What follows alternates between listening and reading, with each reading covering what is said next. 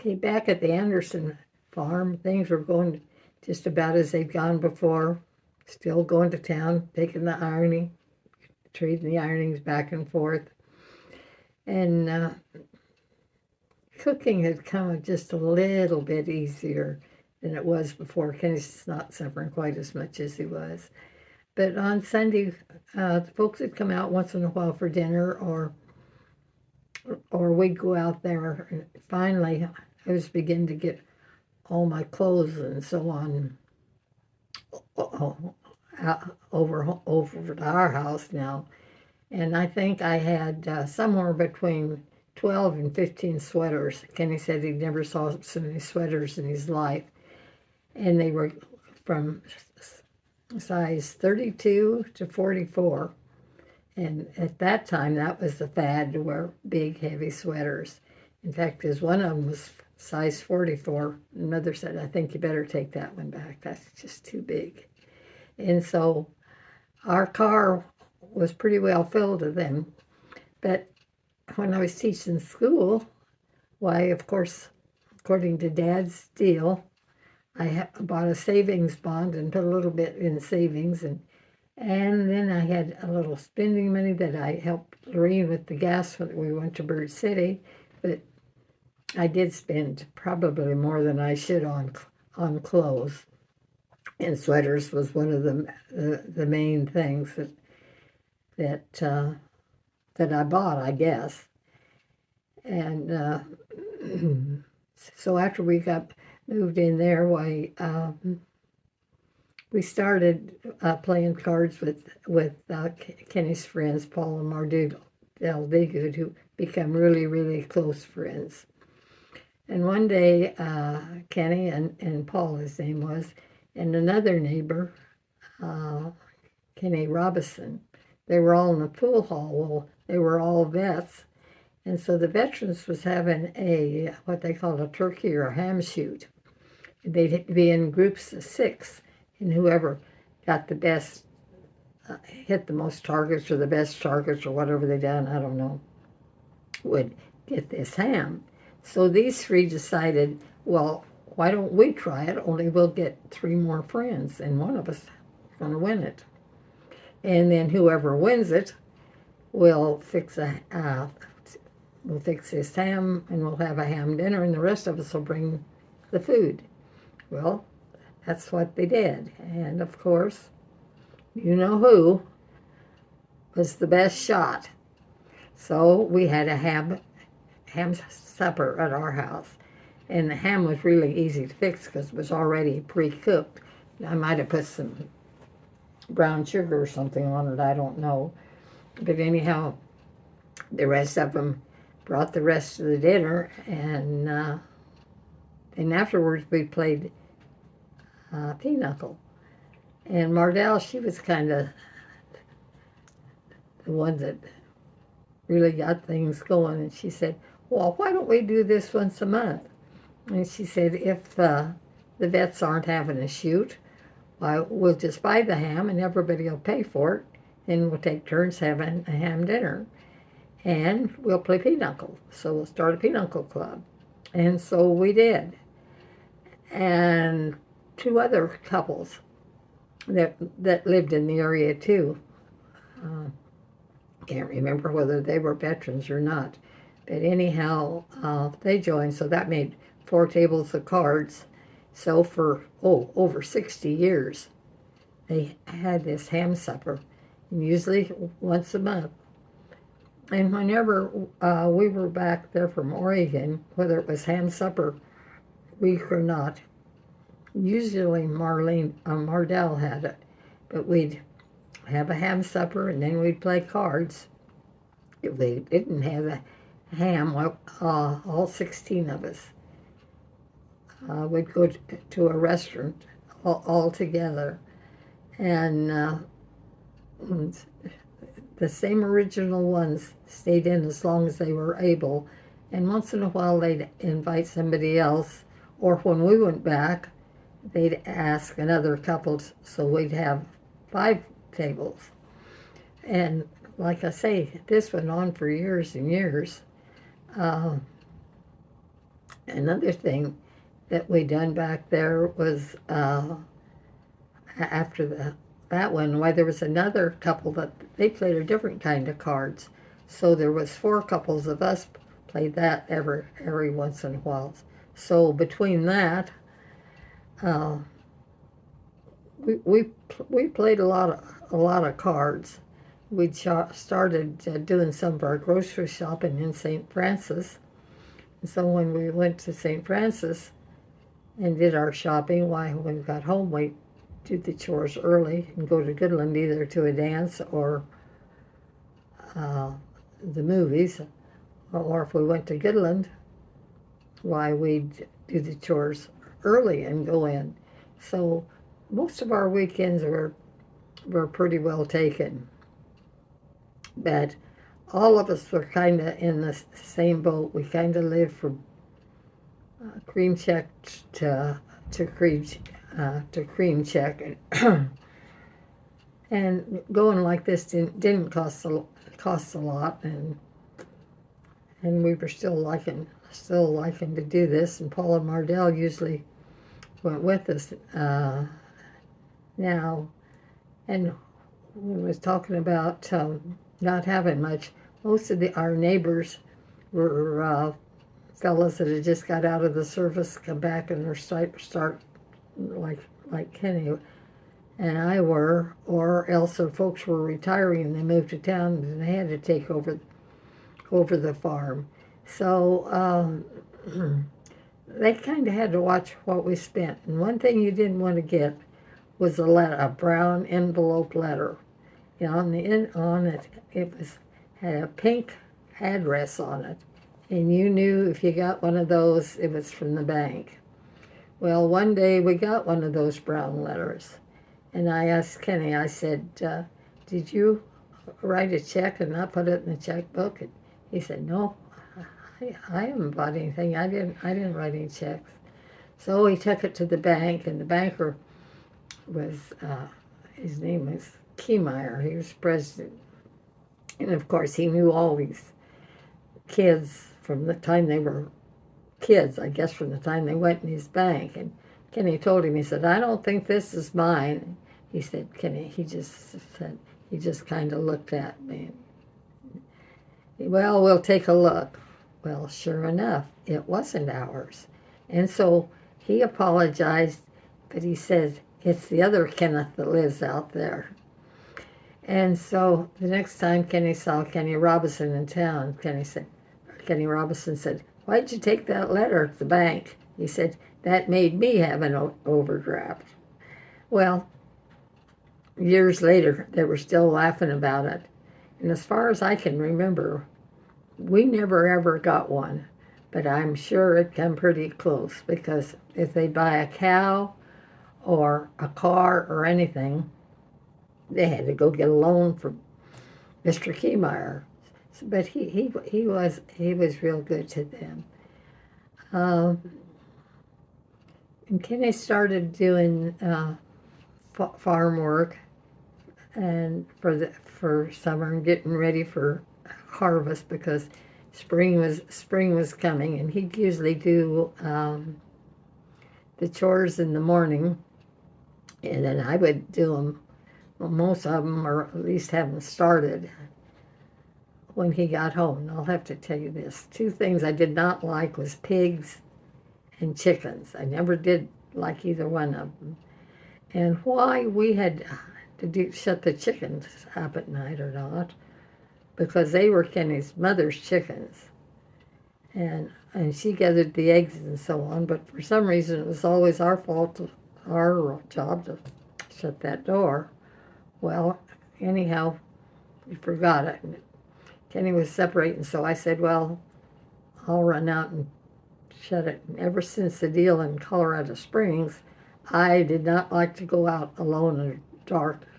So I ran to the chicken house, and then I ran back, and when you come in the side door, there was kind of a landing, and some of the steps went down the basement, and the other steps went up to, we had an enclosed porch. Well, just as I started up our steps, something grabbed me, and I second fainting. Almost, I don't think I passed out completely, but I could hear Kenny saying, "Don't tell Mom," and "Don't tell Mom." And to me, that sounded kind of funny, so I started laughing. But that only happened once. And I don't think we ever forgot to lock that chicken house door either. But anyhow, well, like I say, he started doing farm work, and Mother said, "I have an offering to make to you." She said, "If you want to, you can buy 50 chickens for $5." And she said they would be baby roosters. Now, how they could tell if what a baby chicken was a rooster or not, I don't know. But she said they'd be $5, and I'll raise them with mine. Mother liked chickens. And she said, then when they get big enough for fryers, or when they get big enough to take home, I'll take 10 to pay for their feed, and you'll have 37 chickens, because we will lose a few, but not very many. So we probably ended up with 37 chickens, and I thought, well, boy, that's a great offering, and I don't even have to have anything to do with them chickens. And and so we did that. And about that time, why, it was getting to, like I say, getting towards uh, harvest time, and June was here, and Esther, Kenny's sister, had a baby boy, Keith, and Linda was born in July the 7th, but Linda was born about 2.5 weeks early, because I got onto the doctor, and he said he didn't want Linda to gain anymore, because he didn't want to do a cesarean delivery. Well, I think that might have only been one reason, but at that time, like with the tonsils in the little hospital, there were a lot of births about that time. So anyway, when I went to the doctor in the middle of the week, he said, after church on Sunday, he said, well, you walk around for a while, and then he said, come in early afternoon, and I'll give you a shot, and we'll have a baby. And so that's what happened. And Linda was born about 6 o'clock that night, and harvest was just starting. So Kenny went home and came back then the next night, and they had and my roommates were two girls that I'd gone to high school with.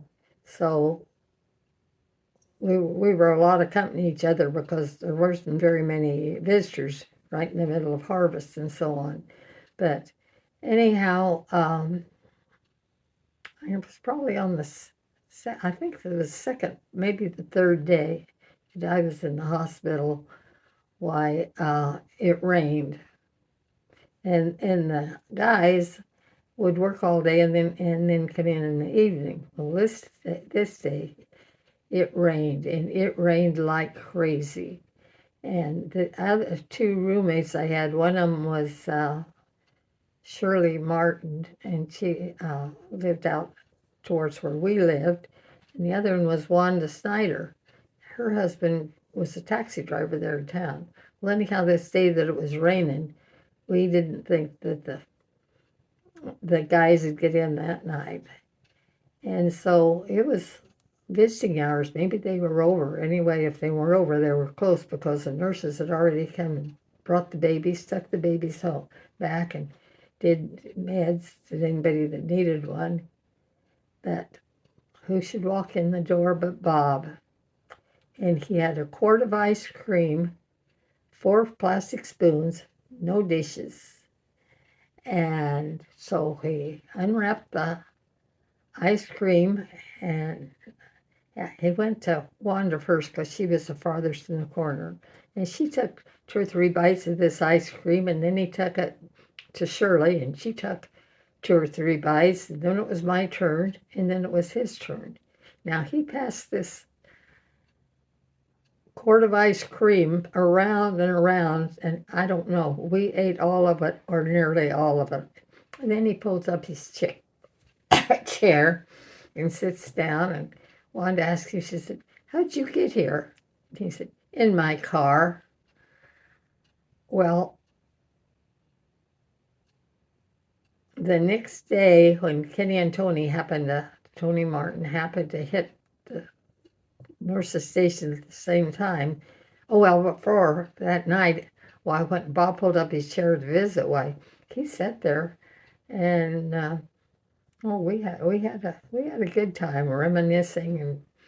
And if you know Bob, there wasn't a dull moment. But anyway, the nurse came in and she said, "It's getting very late. You'll have to leave." Well, anyway, then when Tony and Kenny came in the next day, or evening, why, they said, "Your wives had a very late visitor." And that was the first question in the room. Who was the visitor? And one of them said, "Bob." And Kenny said, "Why am I not surprised?" And Bob, now, and it was pretty hard for them to live down because Bob lived 27 miles out, just about the same as Kenny did, only in different directions. And Bob had to go over a dirt road or slightly gravel till he hit the highway, which was paved. And Kenny and Tony, they would have had gravel road all the way to town. And it might have been a little bit hard. But anyhow, we didn't let them forget it for a while. Okay, the doctor told them at that time the mothers were supposed to stay in bed for 7 days or so on. But I think on the 5th day, Dr. Renner told me, he said, "You can leave the hospital if you stay in town, but we want to keep Linda a couple of days just to kind of watch her for observations and so on." Why? I never did know why. But anyhow, I said, "No, I'll stay till she's ready to go." So in a couple of days, when they were having dinner, Kenny came to town and took Linda and I down to Grandma Gatchell's.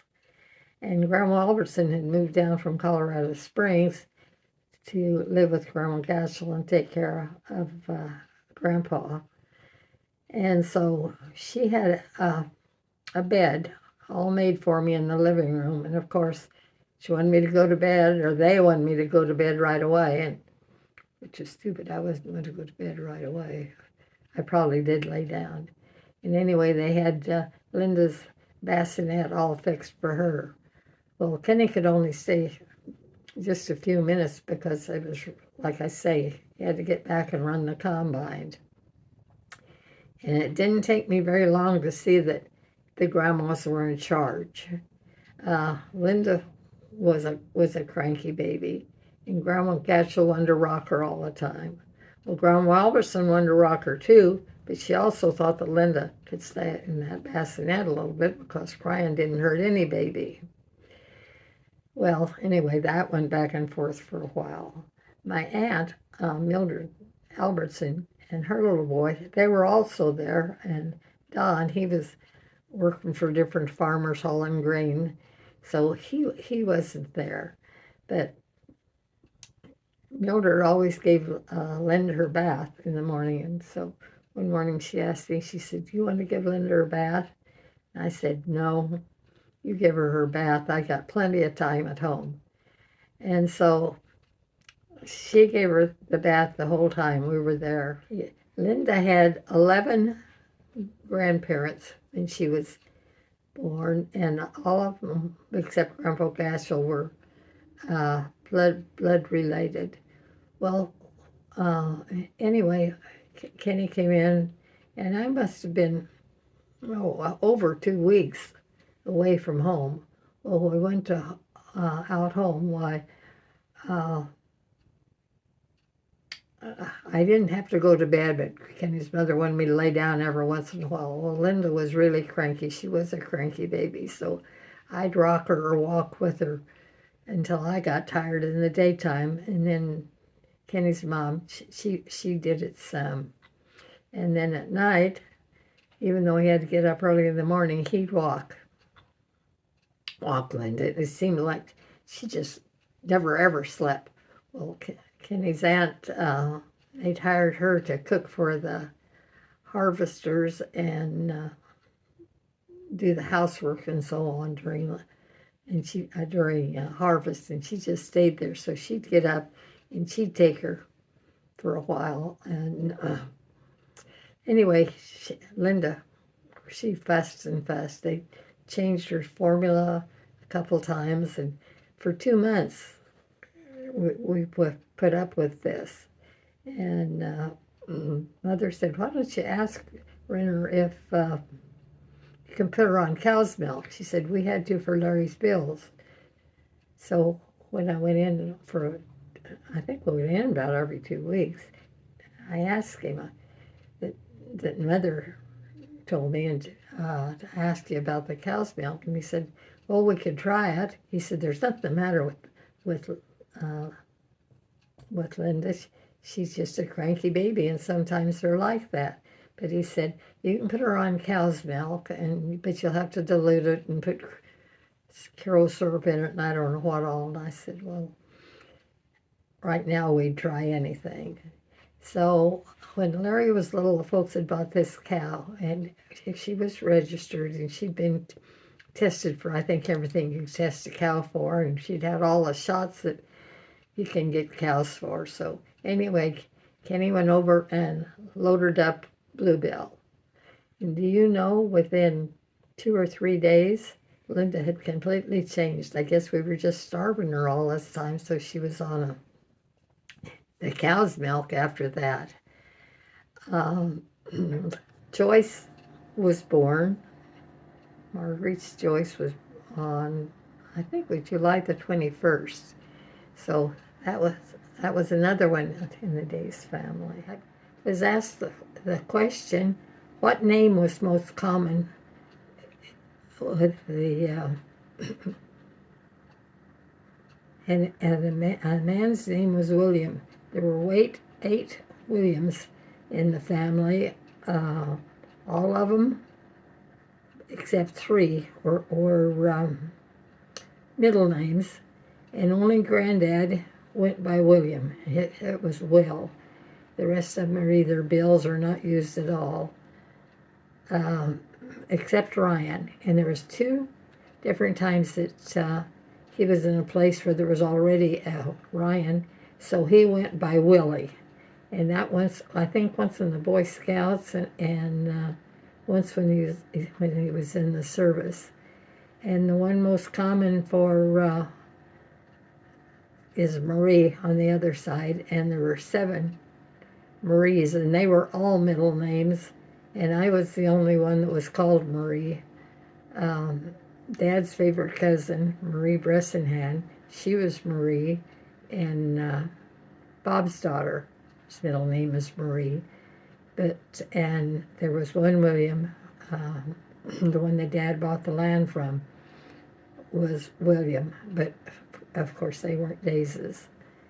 And then my great-grandson said, "Well, how many names have you had?" So I will try to name them. As far back as I can remember, I went by Marie. And then Vera.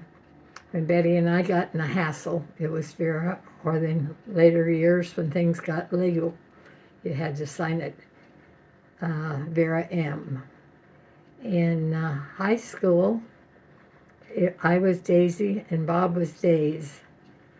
And when I was a freshman and sophomore, I dated a fella off and on. He was junior and senior, and he called me Katie. Now, where this Katie come from, I don't know, except he liked the song Katie, I guess. But anyway, years later, when we were out of high school or anything, if I'd see him or his friend, I was always Katie.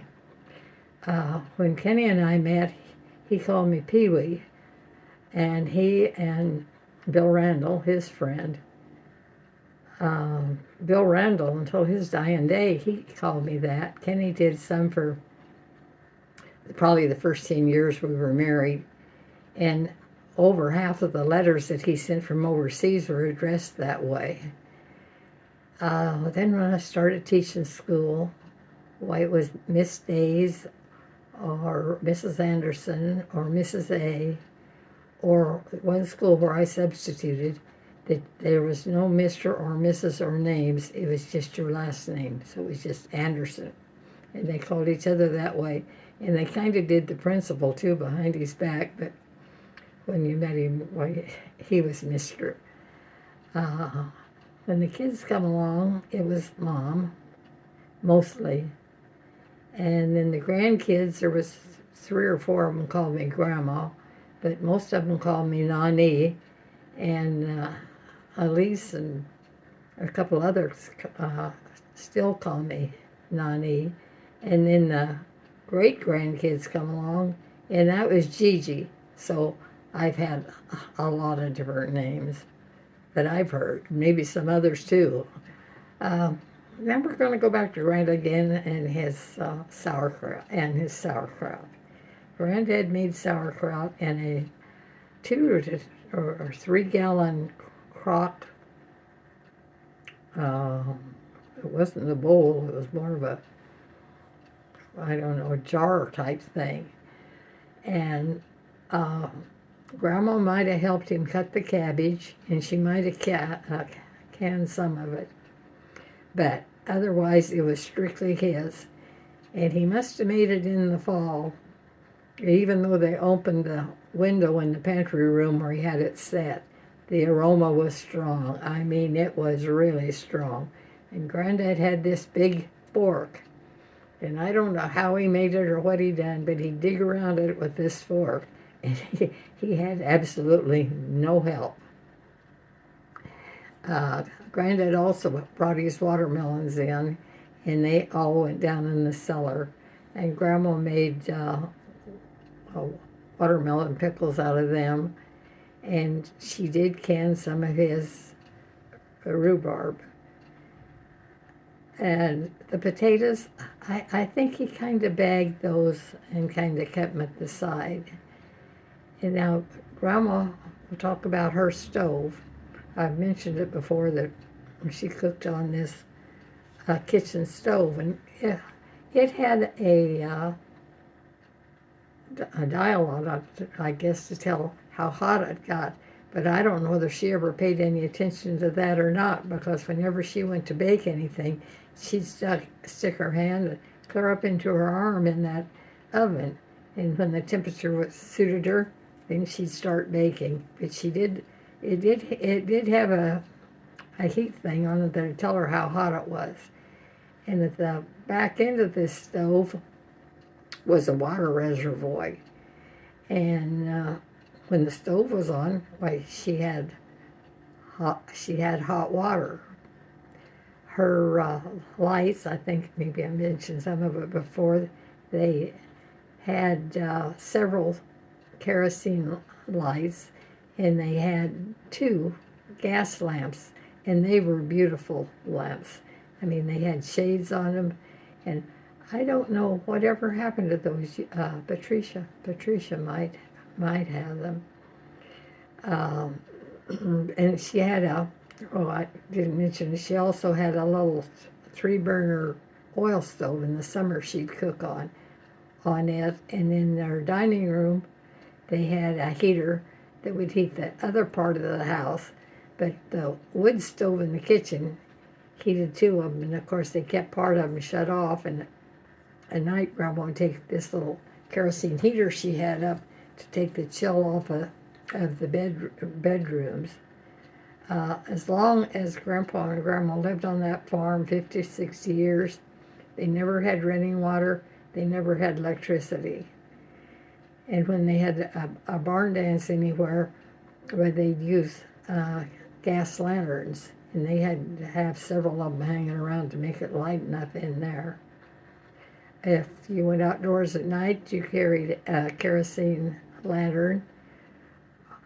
And if you went down in that cellar that Grandpa had, why, you used your kerosene lantern, or he had some kind of a flashlight. It was a different kind of a light than we have, but it was run some way with batteries. Okay, Grandma did a lot of quilt making. She'd cut out the blocks and then she'd sew them. And when I was little. She sewed them all by hand. Now in later years she might have made them on the sewing machine, but at this time she would make the blocks and sew them together, and then she would buy some kind of a material for the back and some kind of batting, and then she'd throw these pieces that she'd put together, and she'd put them in a quilt frame, and she'd use the darning needle, and she'd do this sewing and make different designs or different patterns, and then sometimes she would make a quilt, and she'd do it the same way, except that she'd sew down with this darning needle, and then you'd have to tie it with some kind of a heavy thread. She made a lot of, Eula made a lot of quilts. I'm talking about quilt blocks when I was about, I don't know, 11, 12. Why, Grandma gave me, I would guess maybe 12 blocks that Grandma Bressingham had made. Now, Grandma didn't know whether these blocks came from Ireland or Iowa, but she said she knew that they had to be in the 1600s someplace. I took those blocks home, and they were in my cedar chest for a long, long time. And before we moved to Oregon, my mother took them out and made us a quilt, which we wore out. And I talked Pat into resurrecting the blocks and making pillows. She made, I think, 5 pillows, one for each one of the kids. And so we still have some of those blocks in case anyone in the family wants to make a pillow or just frame it or just have something from the 1600s. Just let me know. Memories, memories, dreams of love so true,